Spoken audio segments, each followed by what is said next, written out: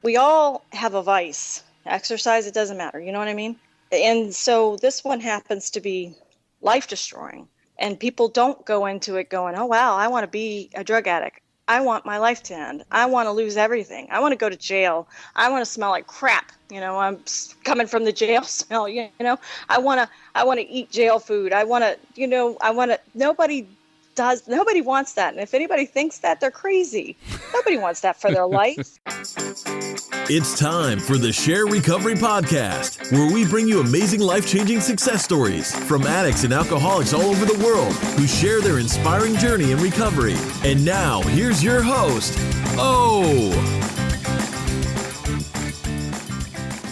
Hey everybody, welcome to another episode of TSP, the SHAIR Podcast. And today we have Katrina King joining us. I'm so excited to have Katrina on the show. And the way I came into contact with Katrina was she joined the private accountability group and she posted a video. The video was called Chasing the Dragon, about opiate abuse. And it caught my attention. I checked it out. And lo and behold, Katrina, along with her daughter's story, was featured on this FBI documentary. If you have not seen Chasing the Dragon, please check it out. It is so powerful that after I saw it, I immediately reached out to Katrina and asked her to be on the show. Now, she not only became addicted to opiates and spent time in jail, but while she was in jail, her daughter Kirsten dies of an opiate overdose. It's just a gripping and powerful story. I'm not even going to begin to dive into it. I'm going to let Katrina tell the story. So let's dive right in. But first, a little SHAIR Podcast news. Okay, guys, another quick reminder that I will be at the Seattle International Narcotics Anonymous Convention this year, July 29th, 30th, and 31st. 2016. It will be held at the Seattle Airport Marriott, and I will be the main speaker on Friday night opening up the convention. If you go to the SHAIR Podcast website, on the right-hand side of the website, you'll see a banner. It's a blue banner that says SINAC 2016. Click on that banner. It'll send you to the page where you have information about room rates, about registering for the convention. Everything you need to know about attending the convention is right on that website. So again, I would love to meet you guys in person. If you can make it out there, would love to see you.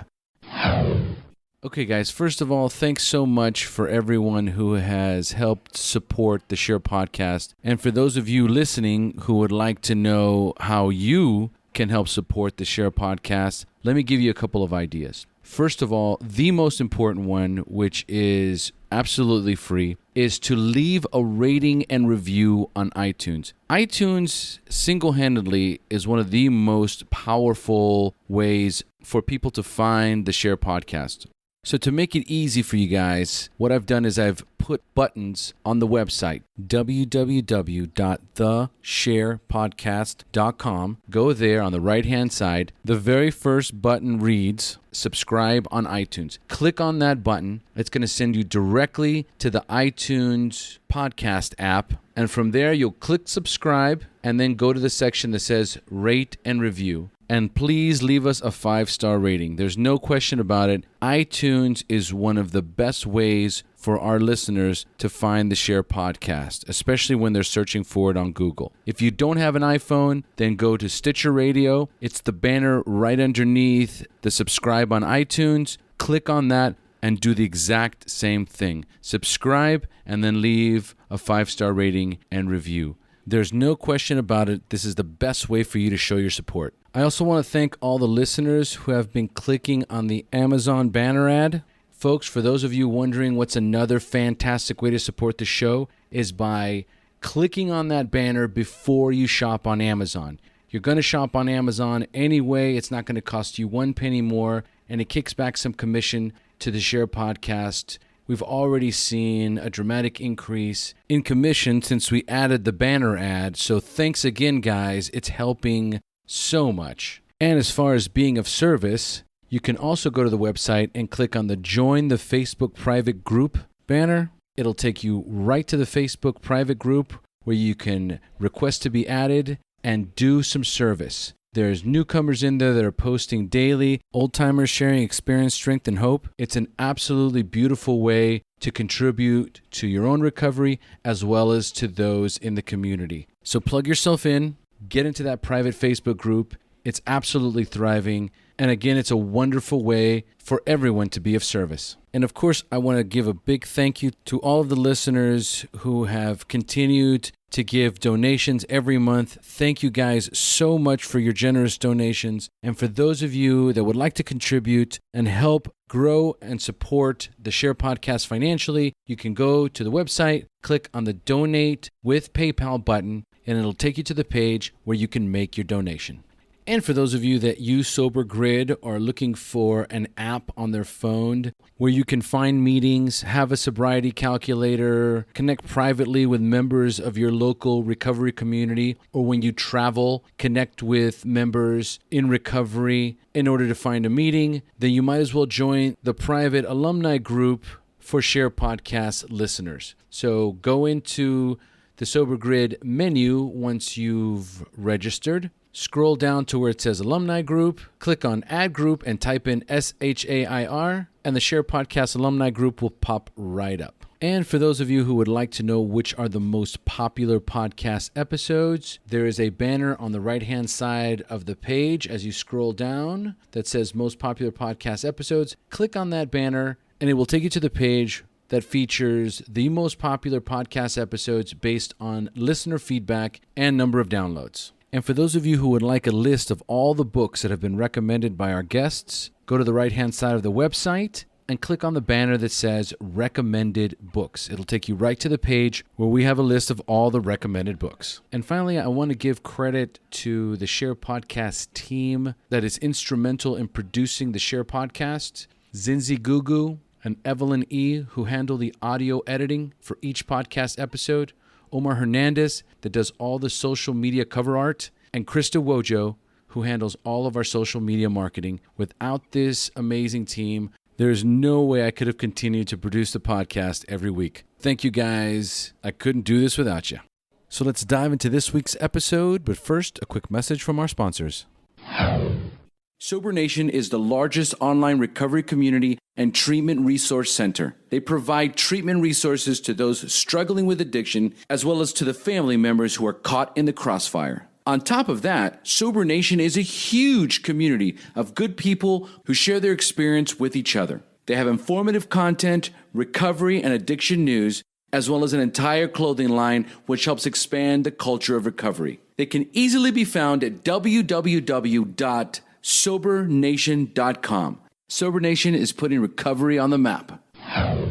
And finally, would you like to receive the most popular AA daily devotions free in one distribution? Transitions Daily delivers daily devotions from the 24 hours a day, AA Thought for the Day, Daily Reflections, Big Book Quote, Just for Today, As Bill Sees It, plus more. You can get our distribution daily via email, private Facebook group, or Twitter. Go to dailyaaemails.com for more information. And don't forget to share dailyaaemails.com with friends in meetings and with sponsees in recovery. Now back to the show. Hi, Katrina. Thanks for joining us. Hi. How you feeling today? I'm doing well, thank you. Excellent. And yourself? I'm doing wonderful. Thank you for asking. I'm actually really excited to have you on the show because after I watched the documentary you were on, it really, really brought a lot of things to light as far as the fact that I live in Costa Rica now. It's so different than the epidemic that's been going on in the United States. So I know you have firsthand knowledge of just how bad things have gotten in the U.S. So I certainly wanted to get your feedback on this. Yes, unfortunately. Yes. So today, folks, we have Katrina King joining us on the SHAIR Podcast. Katrina is the founder of Kirsten's Story and also stars in the FBI and DEA documentary titled Chasing the Dragon. So, Katrina, let's dive right in here. So, Katrina, just tell us about what your daily life is like today. What is your normal daily routine, including this movement that you've started, Kirsten's Story? Okay, well, I'm in a relationship now, have been for a couple of years, and I actually do quite a bit of work, with his marketing for his business and, handling the outbound calls, inbound calls whatsoever, regarding the, maintenance of ongoing administrative related tasks on that end. And then I would say the majority of my time is spent basically networking, not just with Kirsten's story, but also working on a memoir that I've been working on for some time, and also networking with other addiction focused or recovery focused groups, mothers who've lost children, that sort of thing. And it's a passion of mine. So, I pretty much from the moment I wake up till I go to sleep, it'd be all hours of the night, actually. I'm looking for ways to have some sort of effect, whether if it's on a one-on-one basis or, with a way that I can figure out on how to change laws and things like that. Absolutely. Now, on a day-to-day basis, there's a few things, at least for me and for other people that, need a routine to maintain our sobriety. What is it that you do on a daily basis, or not maybe even a daily basis? What is your regular routine to maintain your sobriety? Do you go to meetings?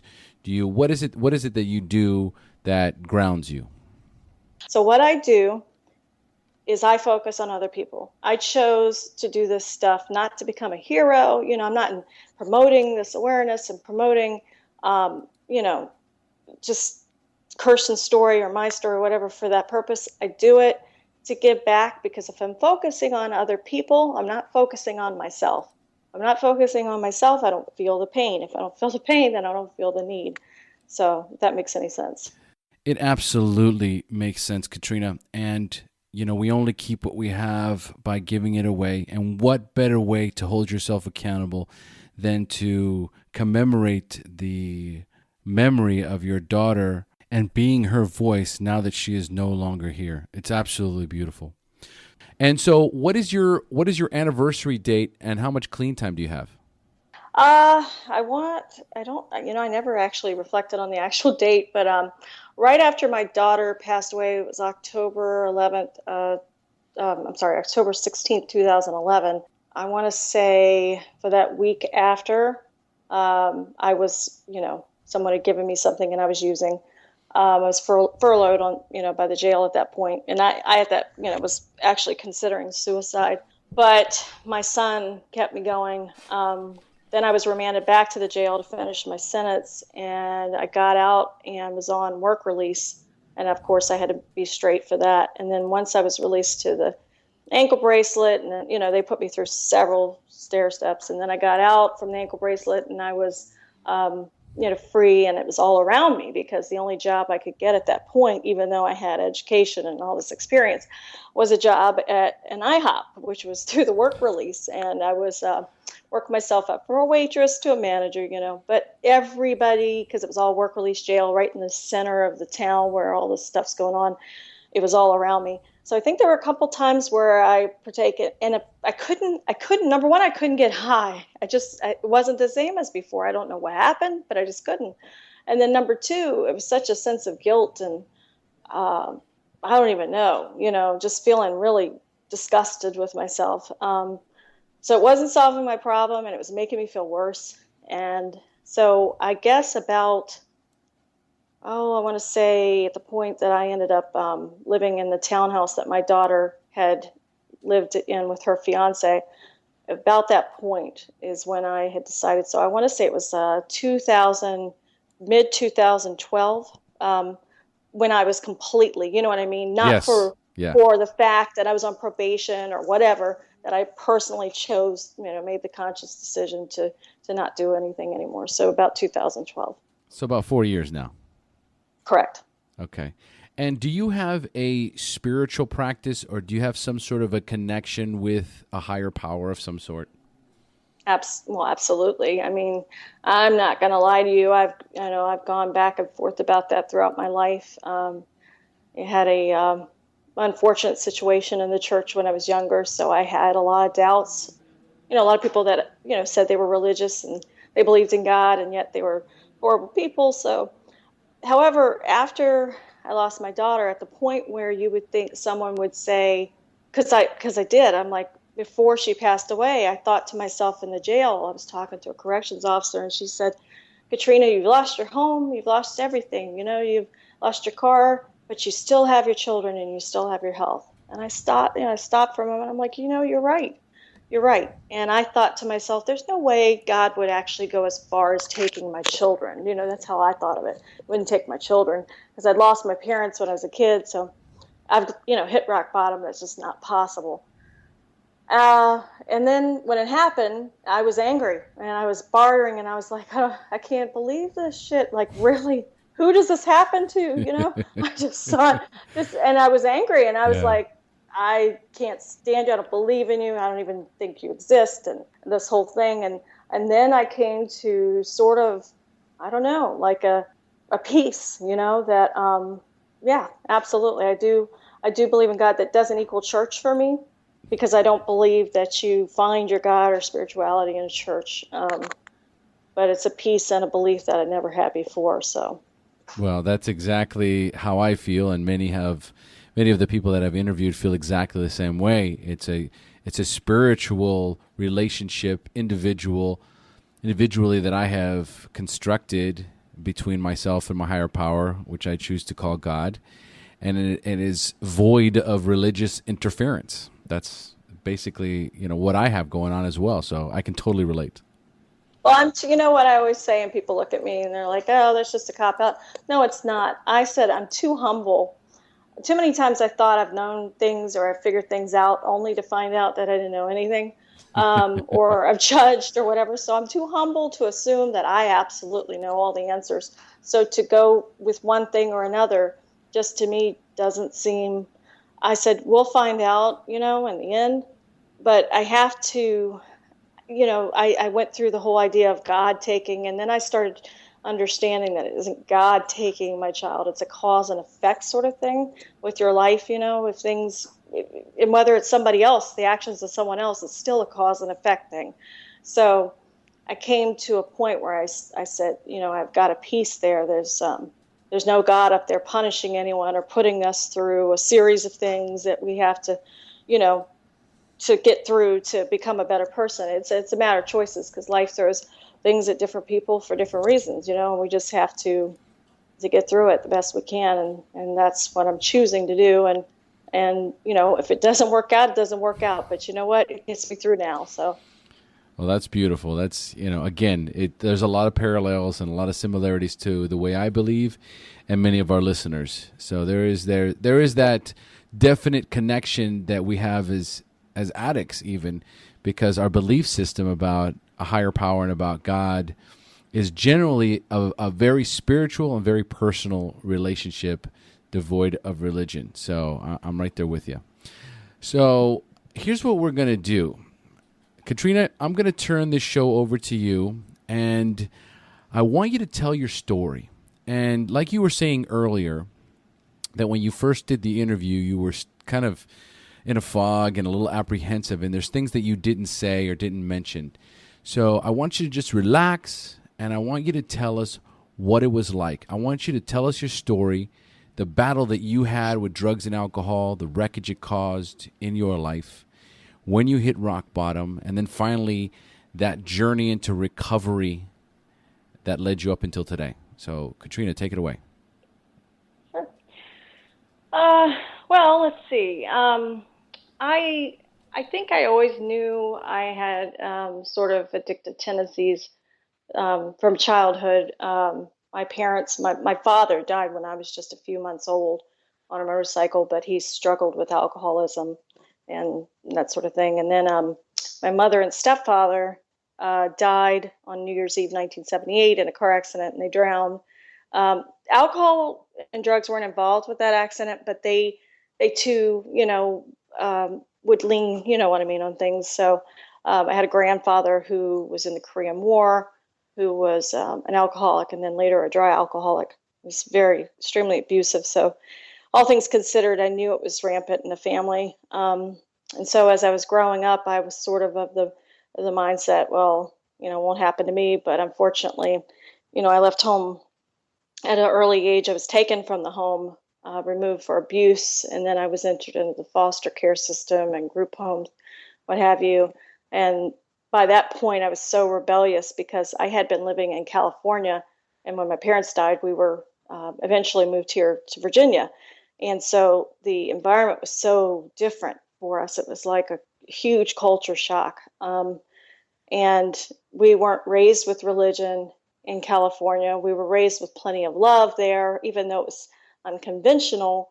It was still worked for us, And when we came to Virginia, it was just polar opposite. So I rebelled against the whole idea of it. I had two half sisters. They more so embraced it because it was the only mother they had. They didn't know any better, so they did a little better with it, and that was it. So anyway, I ran away from group home after group home.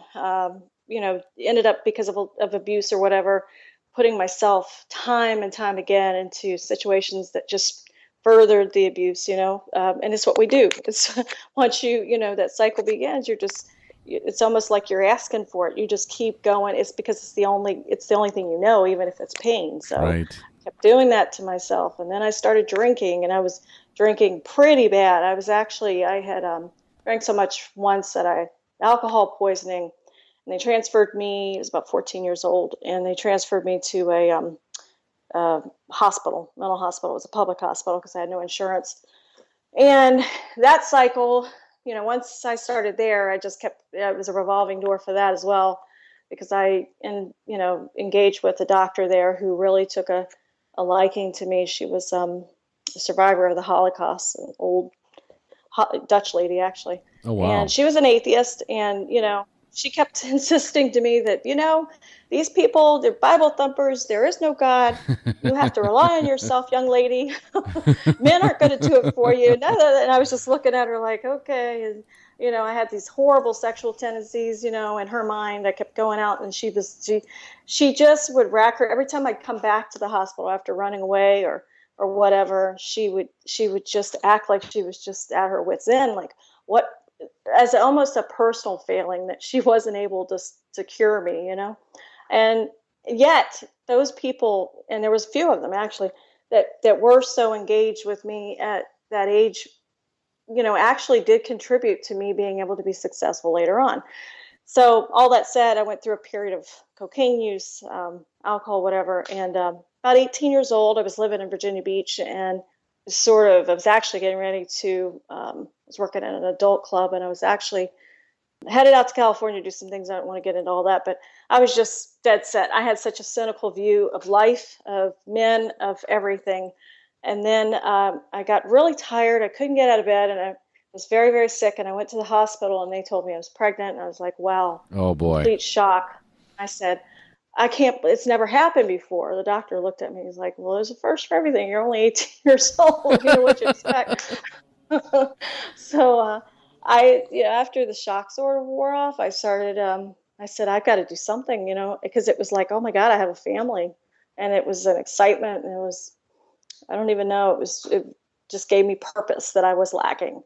So I started calling people that I had known that had helped me along the way. And they were so generous about taking me in, and they got me set up, and eventually I ended up getting settled somewhere, unwed mothers type of thing, run through the Catholic charities, I think. And that was in Richmond, Virginia. And I went to school, was working part-time, taking care of my daughter, found a good job, got involved with a guy in Northern Virginia, moved in with him, and then, through my connections, I got a pretty good job, and started working. Later went on to have my son.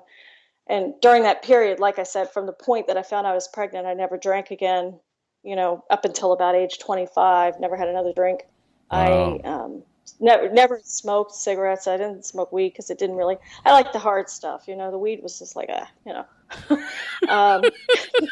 it's true. It's like, it seemed harmless to me. It just didn't do anything for me. I get it. So I was just like, straight as an arrow. I wouldn't even take a Tylenol. If it did, it was, one, I just was so determined that I was going to give them a better life. So anyway, I worked hard. I worked myself up through the ranks. Sometimes I was working 10-hour days. And in hindsight, I definitely regret that, because my kids told me a few years back, they said, Mom, we used to be so excited waiting at home for you. We just couldn't wait, to see you. And it's just, I started crying because I didn't realize how much my children loved me. I guess in hindsight, I think I didn't feel worthy of that. I still probably don't, but I just didn't feel worthy of that respect, that level of love. It just seemed like, wow, Yeah. And yet I was working so hard because I wanted them to have all these things that I didn't have, thinking that was the answer. Anyway, fast forward, my daughter got into her teen years, and that was about the time that I decided it was time to let her know who her real dad was. And that was I think a very big mistake, because once I did that, I also involved myself with him. And he had a lot of problems. He was still stuck where I had, moved past. And he, bipolar depression and, just real manic type of person, constant, trouble, importation of marijuana from Mexico, just all kinds of things. And he came into our lives. At the point he was in our lives, he was good. He'd gotten through all that phase. He was drug free. He had turned the corner, so I thought. So he came into our lives. I had ended my relationship with my son's father. We just were not compatible. And so I took on the house because I was, made more money. I took on the house and everything, and he left. And it was a real bad time. I felt a lot of guilt, because I felt like I was doing him a favor because I was being honest with him. So I brought on my daughter's dad. She did not connect with him very well at all. She felt that he was, he started to show signs of having, his fragility was back. He was, he had a substance abuse disorder amongst other things, and it just started to come out more and more, couldn't handle any kind of stress, that sort of thing. So while I was so busy trying to nurture him, my daughter's becoming a teenager, and she started to rebel. And she's out there, and then one night, something had happened when she was a little bit smaller. We were in Mexico visiting my son's father's family, and there was an incident with a emotionally or mentally ill family member who had tried to molest my daughter. So that was traumatizing for her, but we thought we could get through that. And then she's about in her mid-teens. She was out with some friends one night, and one of the girls she was with bailed on them, and she found herself alone with a bunch of guys, and they ended up, trying to keep. Yeah, it was a real bad situation, which I won't go into. But the next day when she told me about it, she was shaking, and she had just this pain in her eyes as she was shaking. She couldn't get the words out. And when she told me, I think that just crushed me, because I had lived to make sure that my children would not go through what I had gone through. And I felt like such a failure, even though she had snuck out of the house. And, I just thought how I should have been there. She's 14, but I should have been there. And I just, so I'm thinking, okay, I'm going to go kill the guys, That's what I'd be thinking. We're looking for the guys. And we were looking for them. We were, outside of the home, and the guy had taken off and nobody could find him. It was one adult, and then the rest were teenagers. And I went through a lot of hate. My daughter went through a lot of hate. She, identified the abuse with the race of the individuals. And it really was hard, because I was trying to help her understand that wasn't the issue. You know what I mean? But we went through a lot. She just closed herself off. She wouldn't get out of bed. She wouldn't get off the sofa. She wouldn't go to school. I didn't know what to do. I drug her into counseling. She would sit for an hour with the counselor and not speak. Finally talked her into going, with some antidepressants. She, I don't know, after 2 weeks of taking them, said, Mom, I'm not taking this. I'd rather feel pain than feel like this, because I don't feel anything. Right. So I said, okay. And that was the end of that. And then what I didn't realize was going on about the 15, 16 age bracket, because I'm, again, working, full time by then for a telecommunications company. And I was making about probably about 125, 130,000 at that point. So I needed to work, and I didn't realize that she was really, getting sort of out there. But her thing was, she was a little bit promiscuous, but she was also a smoker. She was a weed smoker. Mm-hmm. At first, I was a little bit taken back by it, but it's, in the whole of things, I said, okay, this isn't the end of the world, because by this time she's turning about 17, 18. Right about that time, she moves out of the house at about 17. I fell down the stairs of the house, and it was middle of the night. I ran downstairs to grab, whatever, and I just kind of jumped the stairs at night.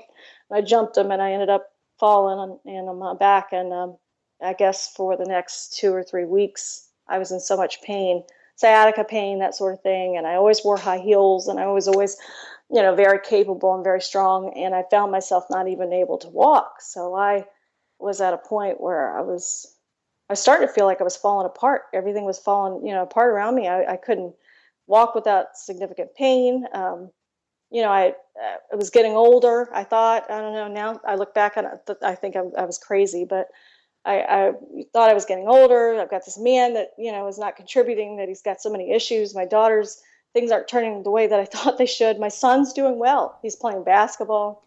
He's doing well in school, but it's starting to affect him too, because he's not feeling the motivation, even though he's a great student and everything, he's not feeling the motivation to go to school. So long story short, I go into work, and one of the girls there had some, I think it was Percocets or Vicodin, I think one of each or something, I don't know. She had been a pharmaceutical salesperson, and she had some extras that she still had on hand. So she said, here, take these, and don't take more than one, please. And I said, okay, I won't. But when I got home, I took 2. And every night I would have a glass of wine, so I drank my wine and pills or whatever. And the moment I took those that got into my system, I felt a peace and a happiness and a numbness to everything that was going on. And it was like all of a sudden everything was fine. I was like, wow, so I can actually walk, and I'm not feeling all this anxiety of everything falling apart around me. So I got to the point where I was getting the doctor to write me more and more and more and more, and then he wouldn't do it. He's referring me to a pain management person, and I go, and I'm, going from doctor to doctor and paying just huge sums of money. At this point, I'm probably up to about 20 oxycodones a day, 30 milligram strength, and that sort of thing. And I'm like, this is $300 a visit, plus I end up having to go twice a month, and then I'm sending Warren too, and it's still not enough. I can't do this. We got to do more. Well, right about that time, unfortunately, I was laid off. I was working for Sprint at that time, and I was laid off not as a direct result of my pill use at all. In fact, I don't think anyone even had a clue, really. They knew something wasn't right, but they didn't know exactly what, because I was still able to, put on that face. Function, and lost it. Yeah, somewhat. I thought I was, So it's funny because, well, that's another story. But anyway, it's crazy. But it's denial. I was at a point where I'm up to 40 pills a day. I'm driving to court for something, and I bumped the back. Not off, bumping somebody's bumper on the way to court, and they let me off the hook. But I'm like still thinking I'm good. I'm good. I'm like nodding off on the way to court. I mean, wow. who does that? But anyway, so at the point I lost my job, I was trying to keep my head above water, but couldn't keep up with the house payments because I'd taken a second mortgage out. That was right about the point that the housing market was, just taking a complete dive. So bought the house for $210,000. Actually, no, it was $250,000. And then I had it appraised and got a second mortgage on it, and it was up to like $535,000. And then by the time that I wanted to get from underneath it, the value of the house was only in the low 300s. So I would have been completely upside down. Instead of just getting out, cutting my losses and saying, Katrina, get some sanity about you. Let's figure this out. I was determined, no, I'm not losing my home because my kids need a roof over their head. This is a failure. I can't do it. So I started, basically, he talked me into writing a prescription. At that point, they were doing computer generated prescriptions that you would just print out. The doctor would just print out and hand to you. So he's like, we can do that. And I'm like, but what about isn't there some sort of security feature on there? And he goes, no, they're not. I'm telling you, trust me. Do one and I'll run it in, and So we tested it. Lo and behold, he gets away with it. Oh. I was like, oh my God. So started getting to the point where we were doing them. I don't want to throw the number out there because I made the deal with the prosecutor that we would get everything folded into, but I don't ever want to make this something that someone would look at as something I'm proud of or by any stretch of the imagination. But let's just put it this way. It was up to a day or every other day habit of having to write one of these. Wow. And it was pharmacies all over the area. Well, it got to the point where I couldn't be running them myself because they knew my face. And I was making up names, I had a whole roster of people with their made up people, made up names, made up dresses, made up birth dates, this, that, and the other. And I had them stored. And so got to the point where I was paying people who were also already addicted, paying people to go in and run them and coaching them on what to do, and they'd come out and give me my portion and then they'd take their portion. And it was sort of a win-win. I didn't think that there was any. Yeah, that's wild. Huh? That's wild. It is wild. I didn't feel there was any victims in the situation because I felt like, well, they're doing it. I'm doing it. No one's underage, It got to the point where I was getting cutthroat and I was becoming a person I never thought, a person I would have hated in another life, What can I tell you? It was the power, of being able to get away with it. It was the control. It was whatever. Because my mind was gone, It was like, I'm the one, I can do these. I'm doing these. You guys don't have the sense to do it. I'm telling you how to act. I'm going to tell you what to say. I'm going to watch your every move.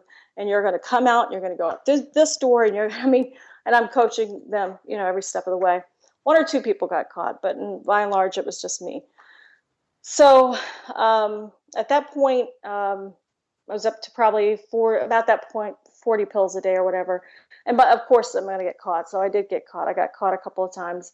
And I had a detective that was on my case, and he was out for blood. He wanted, somebody to go in and actually, I guess, try to get him somebody to cooperate, some cooperation or something, find somebody to tell on, what have you. Mm-hmm. And I said, I don't have anything to give you. I don't have anything, even if I wanted to, I don't have anything to give you because I'm the one doing this. It's me, all me, And he didn't believe me. So it got to the point where I was like, okay, what do you want me to do? Give you kids? Because that's bottom line. I only know other addicts. I don't know anyone else. And, he just got rather aggressive and basically, things got heated up. And it's just a really long story I don't really want to get into right now. But he ended up coming down hard on me, and they were, talking things like kingpin, this, that, and the other. And really, the bottom line was that I was just in a situation where I was trying to pay for my addiction, trying to pay for my pills, They were costly, and this was the way that I was able to do it. I wasn't getting rich off this. I couldn't even pay my bills. I was getting kicked out of everywhere I was living. I was taking the kids with me, So that's where we were there. So let me take a deep breath here and figure out where we are. Let's see. Well, I'm assuming right after this you get arrested. Oh yeah. I'm arrested and I'm in jail, and this is the final time because they gave me a couple times out on ankle bracelets or whatever. So I'm out and put back in for the final time, and over some time I start to clean up. My head gets a little clearer. Then I find out that my daughter is also, with her friends trying to run prescriptions or whatever. At this point, my son had gone to California to be with his dad. He was almost 18 years old. And her fiance had gone overseas on a government contract. He was working for a government contractor, so he was going to England to work that. So I was in jail. Her dad was in jail. Her brother was in California, and her fiance was gone. And my daughter, who didn't believe in opiate use, and hated me for doing it, she started using herself because she had a DUI, and they had told her, if you get caught smoking weed, you're going to get put in jail. So she was on probation. So someone told her, hey, look, if you're on probation, just do the pills because they'll be out of your system in 2 or 3 days. So she started doing that. She was smoking them at first, and then I guess I was in jail for about 7 months by the time she passed away. And by that point, she was actually shooting them up.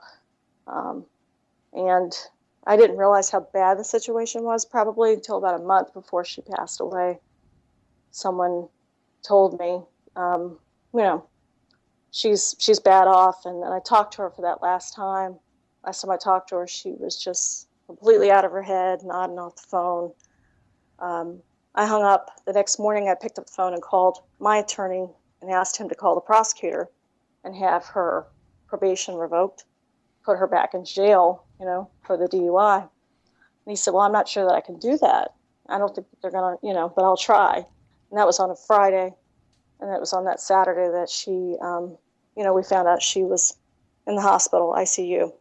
There's just so much detail to the story, so forgive me if it's a lot of blocks. There's quite a bit of holes probably. But so at the point that she's at the hospital, they call us down, and I knew that Thursday that she was gone. Something was going to happen. I told one of her friends to keep her alive for me because I was supposed to be sentenced, and then I was going to be out.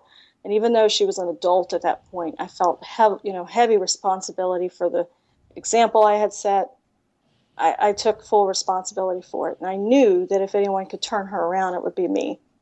So I made the decision. I said, look, once I'm out, I can get that girl in a rehab. I can do something about it, but keep her alive. And they all assured me that they would. So that was on a Thursday. Friday, of course, I tried to get her bail revoked. That didn't work out. Saturday, they call us. They go up, and there's the detectives, and they tell us that she's passed away. Then they change it and say, okay, well, she's not going to make it. It's oxygen deprivation, whatever. I said, keep her alive because I want to get to the hospital. They were working on trying to get me to the hospital and resuscitated her through the night, and were pretty angry about having to do that because they felt that they said that the situation was beyond repair, but I needed to see it for myself. Right. So that morning, before I got a chance, before they were able to get me over there, they called me down and told me, the doctor got on the phone and said that, her body just gave in. At first, I couldn't understand it because I'm like, well, if you're on life support, how does that happen? Since then, I've been able to understand, from what I've been told, how that works out. So it was beyond comprehension. I thought, well, if I had been out, I would have killed myself. So I was stuck in here. If I'd have been out, she wouldn't have done it. It was a number of things. And it was just a powerless and devastating feeling because I was stuck there and I had to deal with this pain, and there was absolutely nothing I could do with it. I couldn't get high. I couldn't do anything. I just had to deal with it. And that was a difficult moment. I think that was one of those things I reflect back on when I think about, if I go back to doing that sort of thing again, it's like, well, you know what I mean? I survived the worst moment of my life. Yes. And I didn't have a drug. I can do it. And I owe it to her to do it. So at the point that she passed away, of course, and they managed to get me out on furlough, and everybody at the funeral was high, and everybody was offering me things. And, of course, I took it because I had just a cynical, angry view of the world, at God, at life, or whatever at that point. Because all in all, for everything that I had done, I was just trying to keep myself well.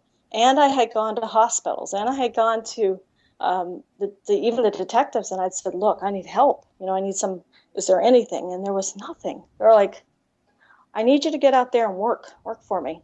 Give me something. I'm like, I don't have anything.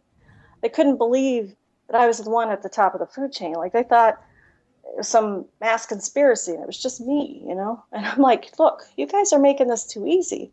You can put these things together on a computer, print them out, and give them to a doctor or give them to a pharmacist, and they fill it for you. What addict who's facing withdrawal isn't going to try that? You know what I mean? If it's going to save them time, money, or whatever. You made it too easy. I'm not blaming you, but I'm just saying this is the truth. There's nothing else. There's no bigger picture here. This is it. So at that point, it was about sentencing time, and I was supposed to only get 10 months. That's what we all had agreed to. And the judge we still question why or what happened, but he decided to give me the maximum, even though I'd never been in trouble in my life. He just threw the book at me. 17 years suspended sentence, 5-year probation, 2.5 years of, actually, it was just shy of 2 years, actually, of jail, and a huge restitution fee. So when you were sentenced originally, you were sentenced to 2.5 years? The original sentence was 2 years. It was actually 23 months, Okay. and then 17 years suspended sentence. Right. With 5 years probation. So any time in that 5 years, if I had messed up, I'd get the full 17 years or a portion of it. And then also the huge restitution. So at 7 months in, is when your daughter overdosed. Yep, I had been in the jail for 7 months. And I'd always been a very overprotective mother. And later I've read on that, children of addicts and people who grow up as addicts, what their parenting styles are like. And I hit every single one, either being overprotective or, disengaged. I was the overprotective style. I was the friend versus parent style. I was the one that don't discipline because I don't want to hurt you thing, Right. I was all of those things because I didn't want my kids to go through what I had gone through. So I didn't give them any sort of boundaries, and I didn't really teach them anything. And when anything would go wrong, I would save the day. So when I ended up in jail, Kirsten had none of those tools. You know what I mean? She had none of those coping skills, life skills. She just didn't know what to do. She froze and panicked, and the pills, at least made the anxiety go away. So in other words, you get arrested, you get a sentence. She was how old at the time when you got arrested? Yeah, when I got actually sentenced, she was 20. Okay, so she's an adult. She's 20 years old. She died. Right, she died before it was actually technically sentenced. I stayed in the jail for 7 months awaiting sentencing. She had died, and she had turned 20 the year before in December, so she was 2 months shy of her 21st birthday when she passed away. Oh man, that's just horrible. I'm trying to understand what you were going through, because not only are you unable to help her, not only are you able to do anything, you're powerless to help her because you're waiting for sentencing. But then she passes away and you get sentenced. And now you're doing time. Yep. What did you do to keep sane in prison? Yeah. It was the local jail. I was blessed in the sense that when this all happened, when my daughter passed away, there was a major at the jail. Her name was Major Lambert. She came down and she took a liking to me, and she said, in another life we could have been friends if things had, been different. You know what I mean? We educated, you know what I mean? We had a strong, both of us were strong women who sort of internalized things and tried to cope with them the best we could. And she said, first of all, I'm going to get you this furlough, which was unheard of, but she was able to do it for me because we were under the impression that I was only going to get 10 months, and I'd already done 7 months. So that would have been left only 3. So everybody was in agreement with that. But once I was sentenced to the full 23 months, we were all in shock. I mean, my lawyer, her, everybody were like, what is this? Why would this happen? Why is the judge doing this? Is he punishing her, or is he trying to save her? Or what's the deal, So what she did to help me out, because it had become such a hostile situation for me, I wasn't identifying, I wasn't sort of quiet in the jail. And although the ladies were very supportive when my daughter passed, it was still very difficult for me because I didn't really connect with any of them, so it was even harder. So she decided at that point that she would step in and get me out on work release so I could serve the rest of my time on work release, which was an unusual step, but they were able to get that done.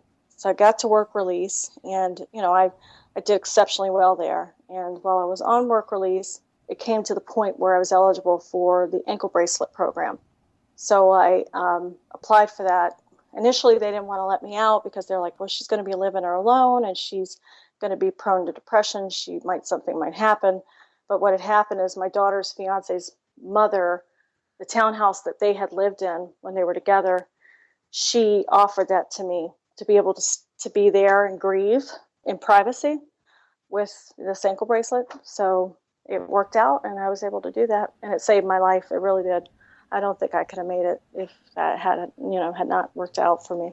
Nothing short of a miracle, for sure. Yep. Yeah. Ooh, wow. So now you've got the ankle bracelet, and so your journey starts basically because now you're out, right? Mm-hmm. How long ago was that? That was in 2012, and I was on the ankle bracelet from 2000. Let's see, when I got out on March 2012. I was allowed at March 2012 through. I was supposed to be, my sentencing would be done in April 2013, and her daughter was coming back in town. She was in the Air Force. She was coming back in town. She needed the house. So I went ahead and we made a plea to the judge to release me from my sentence a couple of months early. And this was about the time that we had started the filming of the FBI documentary. And he agreed. So I spent from about March of 2012 till March 2013 in that house. And then I was released on, from my sentence at that point, and then started probation at April 2013. Wow. Which is basically the same time you quit doing any drugs. Well, I wasn't doing them before, actually, but I consider that different because I was in the ankle monitoring system, which means they were calling me in there like every other day for testing. So I don't, I look back and I think if they weren't doing that, what would I have done? You know what I mean? I don't know. So Right. I don't consider that. I mean, yes, I was typically, clean, but do I want to consider that something of my own doing? Not so much, Okay, so then you start with the movie when you were filmed during that documentary. Was that something of a turning point in your own recovery as you were doing this documentary? Were there light bulbs flashing around you? Was this movie your ability to really establish a foundation for completely walking away from the drugs? Yeah, I'm going to tell you that's funny you asked that because they came, the two DEA agents, or I'm sorry, I say that and I shouldn't, they're FBI agents. They've corrected me on that before. The two FBI agents walked into my life because someone referred them to me while I was still on the ankle bracelet. They're like, oh, if you want to know about such and such, you need to go to see her. So when they showed up at my job, and I was in shock. I'm like, are you kidding me? What now? I mean, what now, And they looked at me and they looked at each other like they were in shock, and it was funny. I don't know what they expected, but anyway, we started to talk, and I was so just completely honest with them. I think I disarmed them a little bit because I just put everything on the table. Yes, I was a sucky ass human being. I did this, that, and the other. I take full responsibility, and told them whatever they wanted to know, but I didn't really know anything. And they were like, okay, so that was the end of it. So then they started to engage with me a little bit more, visit me a couple more times. And then they said, we need to talk to you. We're putting together a documentary. Would you like to participate? And at first I was like, well, I don't want to sound hypocritical, to be honest with you. This happens so often. People go out and they screw up, and then they want to make it right by coming out with this tell-all thing. And I don't know if I feel good about that, Then I sort of had a change of heart. I said, you know what? It's not something that comes necessarily from my heart, but it's something that I think I should do. It's the right thing to do. So I agreed. And getting to know them and having them change my perspective on law enforcement overall, because at that point I had such a bitter taste in my mouth from everything that had happened. Yes, it was a turning point because I felt obligated to someone beside myself and my children. Someone was there, that was believing in me. And I said, I can't let these guys down either, and it just started to become more and less about rhetoric and less about just mouth service and more about reality, what I actually was coming to believe, that these things were sort of forming into something that started out awful, but that's something that could become beautiful, really, over time. Absolutely. Yeah. And that's just kind of what happened. Yeah. Wow. That is an amazingly powerful story, Katrina. Thank you so much for sharing that with us. There's so much in your story as you're going through that is just so remarkable that you're still alive. And, as far as... Still alive is an understatement. Yeah, you're right. You're absolutely right. I say all the time, like, why wasn't it me? I say it all the time. I don't get it, because I push things so far. I don't, and you have to stop asking that question because you'll drive yourself nuts. But my biggest thing, and one thing I do want to convey to your audience, is that when I was going through those things, for as bad, I loved my children still. They were the center of my universe. You know what I mean? I felt that when I was going through this, I went a couple times to the hospital and tried to see if I could get any help, and there was nothing but an alcohol detox place next door. And I had no insurance, so nobody could refer me to anything. And I kept trying to do it on my own. And as soon as those withdrawals kicked in, I just, I pussed out. I was like, I can't do this. And the funny thing is that the whole time, I kept thinking about my kids. If I leave my kids, my son was about 16, 17, somebody's going to take my son, this is going to happen. Everything's going to fall apart. But the thing was that it was imploding from the inside out. My intentions were always good throughout the whole thing. I thought that I was doing right. I thought I was taking care of my kids. I thought I was providing for them, and I was still functioning, and yet I was doing all these things that I look back on now and I think, oh my God, who was that person?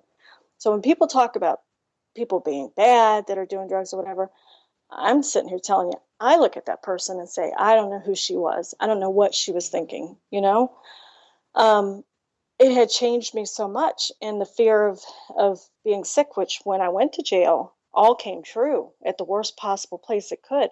With no relief. They gave me a Tylenol, they gave me Gatorade. I spent 3 weeks throwing up, vomiting, sitting on the toilet, just to the point I couldn't even get up. I was hallucinating. I was, twitching. My blood pressure was dropping. I thought I wish for dead. I really wanted to die. And I got through it. It took me about 2 or 3 months to get to the point that they thought I was okay to put, on the main floor. But I was in horrible shape, and yet I did it. And so that one thing I thought I could never do when I was, out there with my children and had the luxury to do it, I actually could do it. And that's the one regret I have every day, is that I didn't believe I had the strength at that point. I didn't try harder. I was just in a whirlwind, and I was trying so hard to keep our secret a secret, to keep the pride, to keep the kids from being embarrassed, to keep everything from falling apart, that I made a bad situation much, much worse, So that's my thing about stigma and shame, is that people talk about the parents of addicts and all these kids being lost, but I'm like, but you got to talk about the parents who are addicted too, the addict parent, because they're raising a generation who are going to be addicts themselves if things are not, if they don't get the help, and they don't get the help often because of embarrassment or shame or whatever. Oh, you're a bad parent, you're not somebody else going to step in and take your job, take the loves of your life away. And that's something that I definitely want to appeal to people. You might end up like me, where you don't get a chance to make it right. You need to go out and you need to get help and not worry about what anyone else thinks. Get it. And to anyone who hasn't done anything yet, you need to think long and hard about it before you try it, because it's going to change your brain. It's going to change your whole life. No question about it. No question about it. All right. So, Katrina, we're going to start closing up here. So what I'd like to know is, moving forward, what is the message you want to get across to our listeners, to the parents, to the children? What information, your website, the movie, tell us everything you would like us to get involved with or take a look at. So the documentary was Chasing the Dragon, and as I said, that was the piece that was put together by the FBI in combination with a couple of agencies, and the goal for that comes with a study guide The goal for that is to be used in rehab centers, but primarily middle schools, high schools, for the sole purpose of trying to promote awareness early. There are some, there's one version with curse words, one without, and there's been some, disputes about the idea of having the language or whatever, and parents wanting to opt their children out.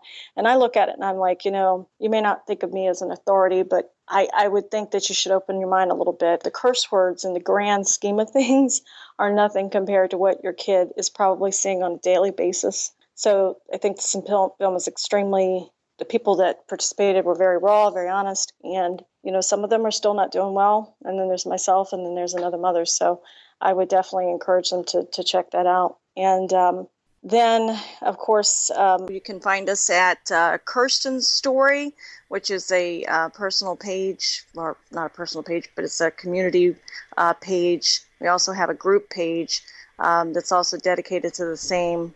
We have set up a website that's currently in process, and it's kirstensstory.com. And we hope to have that, up and ready here shortly. In addition, I'm also on Twitter. We have at KMK Addiction, and then as well as Katrina King, which is actually Kat King now.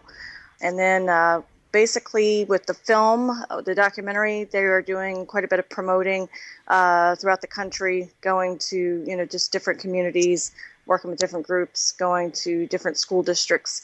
And it's been a very slow process, of course, because they've had to go in there and just really, grassroots and getting it going. But slowly but surely, they are definitely getting into the school systems, and they are opening up in theaters. Actually, I believe it's up to 4 now, where they have theaters that are basically dedicating, one of the screens to an event or whatever, for awareness discussions, panel discussions, as well as showing of the documentary.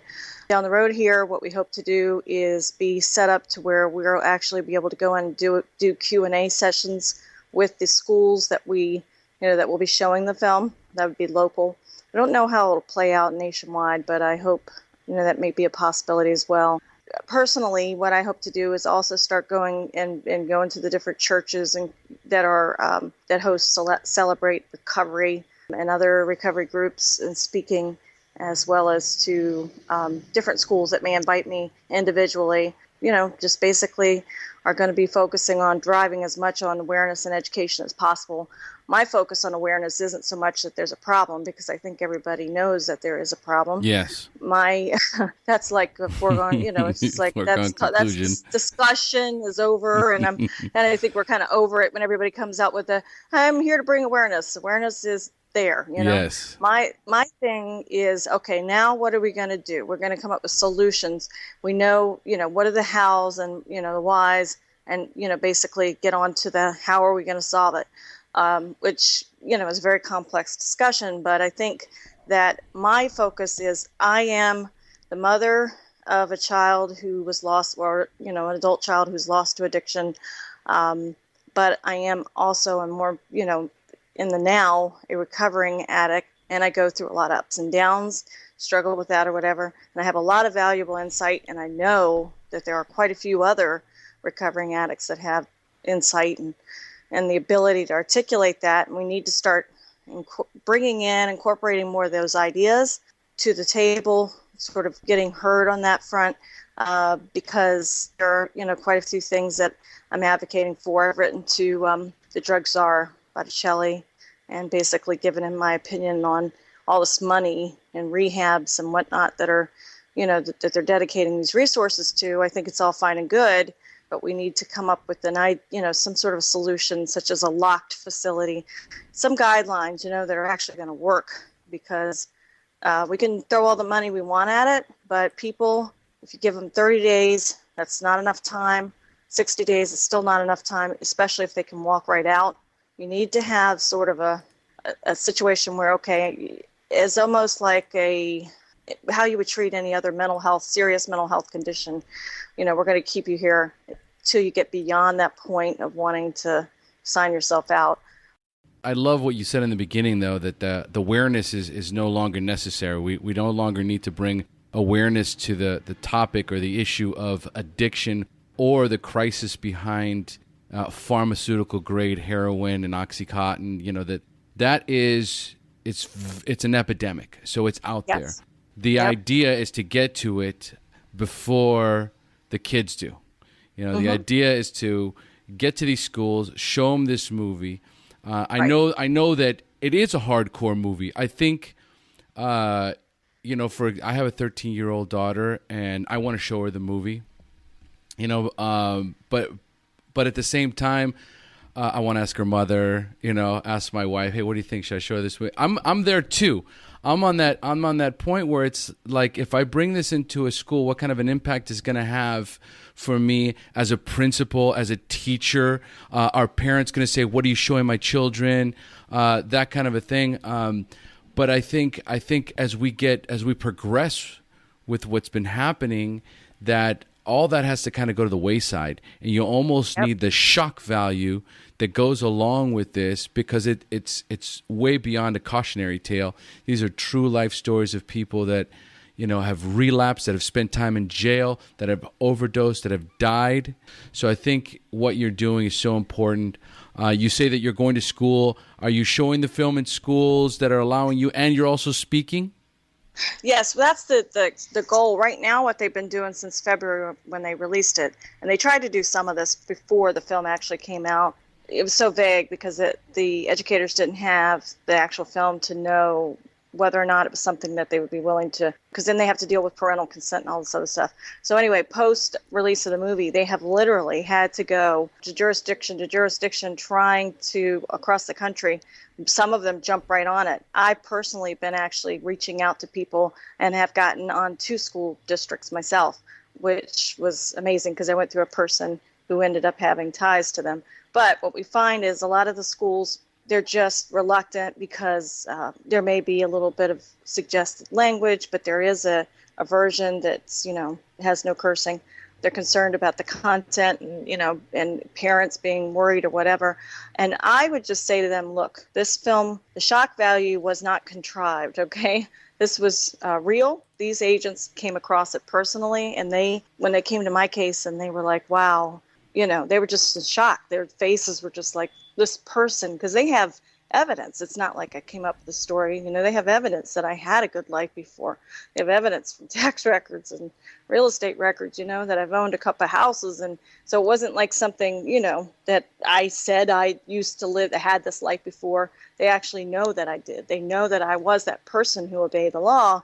And then these things happen. So you're trying to figure out what the cause and effect is and how does this happen to someone. And then you see story after story after story, and you're like, oh my gosh, it's not just one person, it's prevalent. So when you're going into the schools, you're like, okay, what would you rather have happen? Because we're aware of the awareness, we know that there's an issue, everybody from Saturday Night Live to everything, then you've arrived, right, when they're actually talking about it and making jokes about it. But the point is, it's like, and I didn't get upset about that. I thought, what, that means we're there. That means it's front and center, and I'm not offended because I was that suburban person, so I think it needs to be talked about. But anyway, that aside, I think, get to the point where, okay, so what can we do? Because once someone already engages, eventually it does change the brain chemistry. They know that. So how do we prevent that from ever happening? You're still going to have those people who are going to try things. I might have been one of those people myself, or no matter what someone told me, I would have done it anyway. But I do believe if a doctor had told me this is highly addictive, blah, blah, blah, blah, blah, I do believe if I had seen a movie like what we participated in, I'm absolutely certain I would have, once I started having those feelings that something was changing in me, I would have stopped, because I've done this with things before. But I just didn't know until it was too late. I didn't realize that when I chose to stop, it was going to be the way it was. So I think we need to discuss or get into prevention and talk about that, because whether anyone wants to believe it or not, there is still quite a bit of stigma, or maybe a divide in our country. I can't speak for other countries, but when I go on, because I do it every day, to see what the latest is on, the chasing the dragon, because everybody's got an opinion, right? And I find it is literally 50-50. 50% of the country is like, this is awful, we need to do something. 50, probably 30% is like, well, this is a self-created problem. And then you have a percentage of people who are just downright evil about it. Oh, they need to die. Oh, they need to be put in jail. They're worthless, blah, blah, blah. So I used to get really angry about those sorts of comments. And what I've started doing lately is I'll actually comment, hey, my name is Katrina. I was in the film, and I'm very polite. I'm very not argumentative at all. And I come across and I say, this is this, and this is me, and and this is where it was. And not one person has come back at me rudely in that discussion. They'd say, whether it's, oh, you made a choice to do this or whatever. Yes, I did. I made a choice when I went to my doctor's office because I was in pain and he gave me, prescription. I made that choice. And things started to, but there was a lot going on. And I'm not blaming anyone else. It's my choice, it's my whatever. But brain chemistry or life experiences or whatever, we don't always choose these things. And whether you guys choose to medicate with food or alcohol or watching too much TV or sex or whatever, we all have a vice. Exercise, it doesn't matter. You know what I mean? And so this one happens to be life destroying. And people don't go into it going, oh, wow, I want to be a drug addict. I want my life to end. I want to lose everything. I want to go to jail. I want to smell like crap. I'm coming from the jail smell. I want to eat jail food. Nobody wants that. And if anybody thinks that, they're crazy. Nobody wants that for their life, So why do it's hilarious. It's like, oh my God, they make these choices. Think about that. But at the same time, that I like the percentage that you put out there because 50% of the people now are on board. Most people now, right. Most people are now on board. If you would have had this discussion 5 years ago, you would have had a much larger margin of people that say, hey, you know what? These people made a decision. They're addicts. There's no hope for them. So they're better off dead, kind of. Well, I was in the middle of all that. That's when they prosecuted me. And my attorney recently, when we sat down at his office to discuss how we can make this $55,000 ridiculous restitution thing that they assessed to me, which should not have been mine to begin with, how do we make that go away? We talked about that, and he said, it's a way different thing now. We have different judges. We have a different perspective. But back when this was going on, there was in the middle of, oh my God, where's this all coming from? And here's this mom, and she's writing prescriptions. She must be the one that's responsible for putting it out on the street. You know what I mean? We're going to come down hard on everybody, no matter what. And he said, and if somebody had stepped back and said, wow, and really realized what was actually going on, there was a person who was having a breakdown, who's at the head of the household, and everybody's looking to her for whatever, and she's trying to make ends meet, and while dealing with this herself, and just got me help. You know what I mean? But they didn't. They villainized me. So yes, we have come a long way, a very long way from 4 or 5 years ago, for sure. The biggest thing that I want to say is that there are quite a few recovered former addicts out there who are very bright, very articulate, and have quite a few gifts, talents, and ideas on how we can, help others prevent this sort of thing, and do more. And we definitely need to engage as many of them as possible because there's just so much creativity out there. There's just so many good souls, you know what I mean, that just unfortunately found themselves at a point where they just didn't know how to cope, and that's what they chose, Some people choose alcohol, and unfortunately this one will kill you. There's no question about it. Absolutely no question about it. And it's true. I'm going to be celebrating 13 years clean this year. And what I've discovered over these years, the friendships and the people that I've gotten to know are some of the most brilliant and talented people that I've ever had the opportunity to meet. And I mean, when you when you think about someone who got to where you were at, all right, you are a self-made woman that was supporting an entire household, making great money, and then had to figure out how to support that family and support a ridiculously expensive drug habit to the point where that mind, that brilliance took over, and the criminal aspect of it just consumed you. It was like, I know how to do this. I've done this and this and this. I'm a self-made person. There's no reason why I shouldn't be able to do this. I've got this. You hit the nail on the head. I actually said that. I said I went in and paid the PA one day. I paid a PA $300, and I said I walked out of there after 5 minutes. I'm like, wait a minute. So I'm gonna pay this guy who doesn't know his ass from a hole in the ground. He just writes the prescriptions. I'm going to pay him $300 to do what I can do. No, I don't think so. So I started doing it myself. Think about it, right? It's survival. It's what people do every day. And so that's what I did. I figured out how to make it. There's no question about it. No question about it. It's beautiful. So do you have one piece of parting advice that you want to give to our listeners?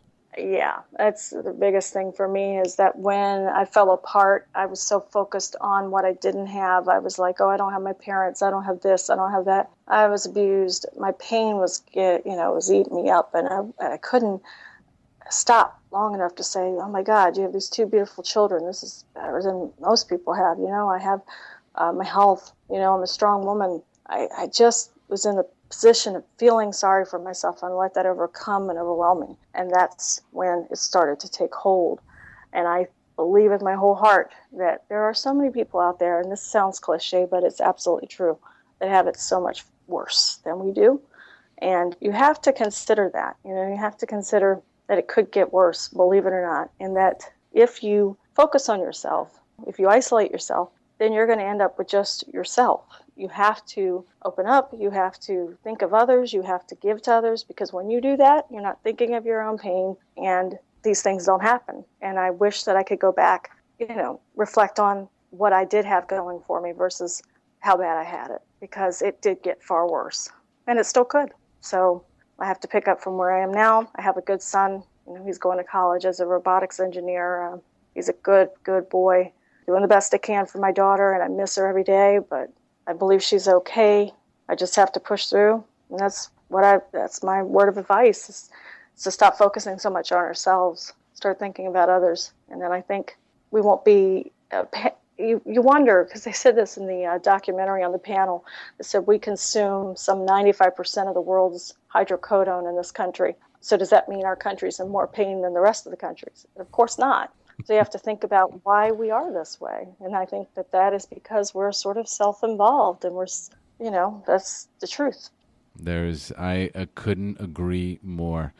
Addiction seems to be the one thing where everybody can come in and judge and say whatever. I chose instead, because I used to be very angry, and I have literally seen myself go through a sort of an evolution to make a conscious decision that I'm going to be an educator, right? And if you're going to be an educator, you can't get angry at small-minded ways. You just can't. You have to say, look, I'm going to show you by example that I'm not going to get in an argument with you online, and misspell and call each other names. I'm going to rise above that. And you may not come out and say outright, you know what, you changed my mind, but I know in my heart I've made an impact.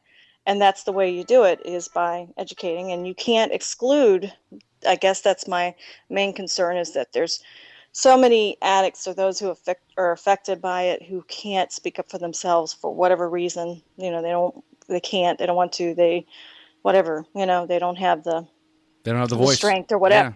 Exactly. And we need to sort of find a way to bring more into the fold that actually can, right? And get their perspective, because we know how you're going, what it feels like to be in that place, what it would have taken to make a difference. And that's where I'm coming at it from, is educating the younger, the better, educating those who are like my age, who live in the glass houses, and then also saying, okay, here's what I think would have made a difference. And if we were having this discussion 5 years ago, my daughter would still be here. So That's where I'm coming at it from. Beautiful. Katrina, thank you so much for sharing your story with us. Thank you for having me. I appreciate that. Absolutely, my pleasure. We have now reached the end of our show. Thanks for joining us. And as we say here in Costa Rica, pura vida. Pura vida. Thank you for joining us on the SHAIR Recovery Podcast. To check out the show notes page on this interview or to thank our guests for sharing their story, go to www.theshairpodcast.com. While you're on the website, don't forget to sign up for our free newsletter to stay up to date on the latest news, podcasts, and interviews. Want to be one of our guests and share your story? Then go to our website and click on the Share Your Story button. We share our inspiring recovery stories every Tuesday, so subscribe to our show on iTunes or Stitcher Radio to get your free weekly download. We'll see you then. The opinions shared on this show reflect those of the individual speaker and not of any 12-step fellowship.